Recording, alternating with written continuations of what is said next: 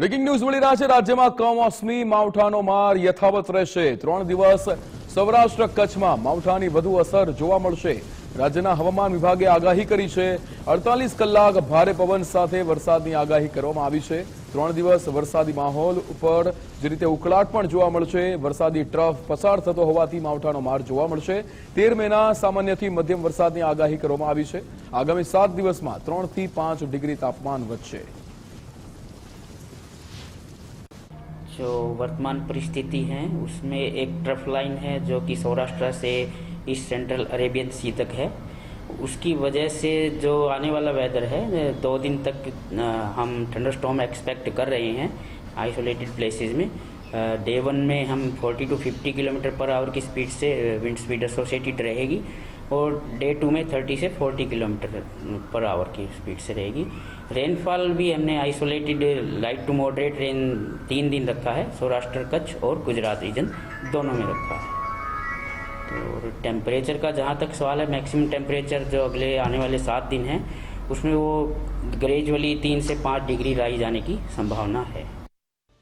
3 દિવસ વરસાદની આગાહી કરવામાં આવી છે। 13 મેના સામાન્યથી મધ્યમ વરસાદની પણ આગાહી કરવામાં આવી છે। અહીંયા આગામી 7 દિવસમાં 3 થી 5 ડિગ્રી તાપમાન વધવાની પણ આગાહી કરવામાં આવી છે। વરસાદી ટ્રફ પસાર થતો હોવાથી માવઠાનો માર સહન કરવાનો સમય જે રીતે અહીંયા માવઠાનો માર સહન કરવો પડશે। 3 દિવસ વરસાદી માહોલ વચ્ચે ઉકળાટ પણ રહેશે। 48 કલાક હજુ પણ ભારે પવન સાથે વરસાદની આગાહી કરવામાં આવી છે। આગામી 7 દિવસ સુધી હજુ પણ 3 થી 5 ડિગ્રી તાપમાન વધે તેવી શક્યતા છે। આમાં મેની અંદર આજે માવઠાનો માર કે જેને લઈને 3 દિવસ વરસાદી માહોલ વચ્ચે ઉકળાટ પણ રહેવાની આગાહી કરવામાં આવી છે। ખાસ કરીને આગામી જે 3 દિવસ છે જેમાં સૌરાષ્ટ્ર અને કચ્છની અંદર આ માવઠાની વધુ અસર જોવા મળે તેવી અહીંયા આગાહી કરવામાં આવી છે।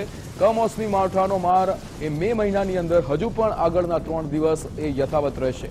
આપણી સાથે ન્યૂઝ રૂમથી જિજ્ઞાસા લાઈવ જોડાઈ ગયા છે। જિજ્ઞાસા, આપણે વિંડીના માધ્યમથી સમજીશું કે આગામી 3 દિવસ જે આગાહી કરવામાં આવી છે કયા કયા વિસ્તારની અંદર ખાસ વરસાદી માહોલ જોવા મળશે?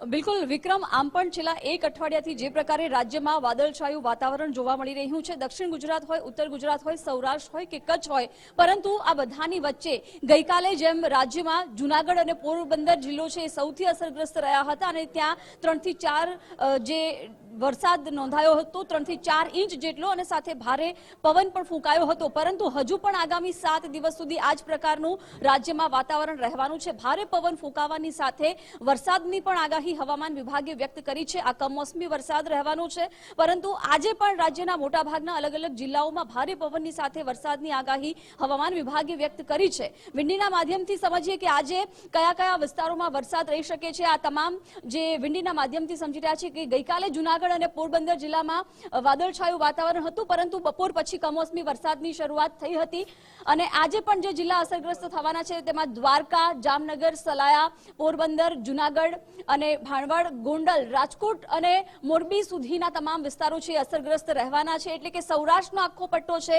એ આજે કમોસમી વરસાદ અહીં રહી શકે છે। ભારે પવન પણ ફૂંકાઈ શકે છે। 40 થી 50 કિલોમીટરની ઝડપે પ્રતિ કલાકની ઝડપે પવન ફૂંકાવાની શક્યતા હવામાન વિભાગે વ્યક્ત કરી છે।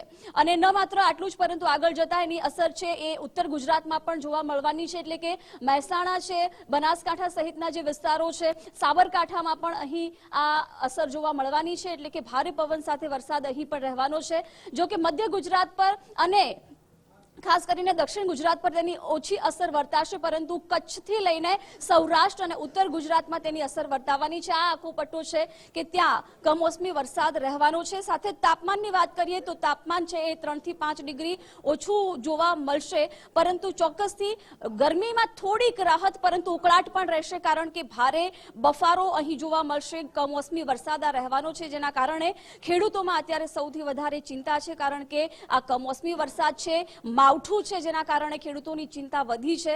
બીજી તરફ આ વખતે જે પ્રકારે આઈએમડી તરફથી પણ જણાવવામાં આવ્યું છે કે ચોમાસું આ વખતે છે એ વહેલું આવવાનું છે। જે પ્રકારે જૂનની શરૂઆતમાં કેરળમાં ચોમાસું પ્રવેશ કરતું હોય છે, પરંતુ આ વખતે મેના એન્ડમાં એટલે કે મેના છેલ્લા અઠવાડિયામાં છે વિધિવત રીતે ચોમાસાની શરૂઆત થઈ જવાની છે। પરંતુ એ પહેલા આ માવઠાનો માર રાજ્યમાં આપણને જોવા મળશે આ અઠવાડિયા દરમિયાન, અને સાથે અઠવાડિયા પછી વધુ એક વખત ગરમી પોતાનો પ્રકોપ બતાવવાનું શરૂ કરશે, એટલે કે અઠવાડિયા પછી વધુ એક વખત જે ગરમીનો છેલ્લો રાઉન્ડ છે એ પણ શરૂ થશે. વિક્રમ.